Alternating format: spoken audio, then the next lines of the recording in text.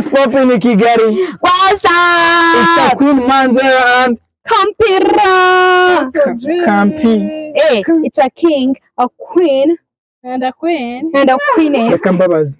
Nicyo kintu cyatuma mutandukana. Ewe n'urupfu. Ayiga man. N'urupfu. Neza ubu ntabwo mbatandukanye. Nta bindi bintu byatandukanye abakobwa usibye umusore. Natandukana ndakaburi. Uzi ikintu namenye kuri murumuna wawe ntabyizi ni igiki nari naragukunze Manzera wese nari nzi kunyara hi yemwe muraho hello hi guys jeje Sasoji what's up ni cheka how are you doing jeje guys nabiziki namenye icyongereza kino gihugu cyanyigishije icyongereza ariko abanyakigali it's your girl Kampire and I'm here with alongside Sasoji official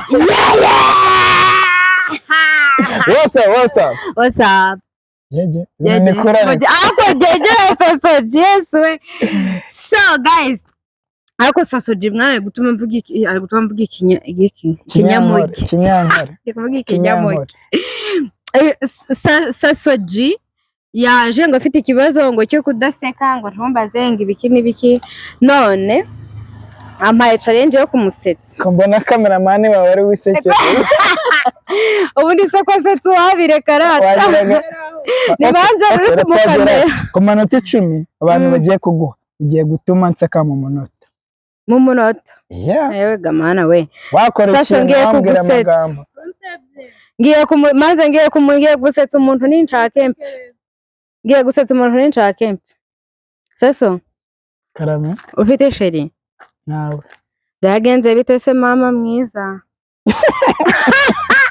atatangiye gusetsa mwana ntabwo ndatangira garuka hasi ntabwo ndatangira kuvusetsa rero dorogo yasetsa byagenze bite dataka ko nta mone nta body nta kiniki ayi wabuze nta kiniki nta niki na gito iki niki cyo kirahari kandi uvuze ngo nta niki ngo niko yanyangiye ayiga mana none ko mbabaje ubwo bizogenda bite kwandangiye amaherezo ya dayaye kwandangiye ndakura yaramujyaratse oya tumuhe Manzera guys wowe ufite sheri ega ko ngiye suri kora namubura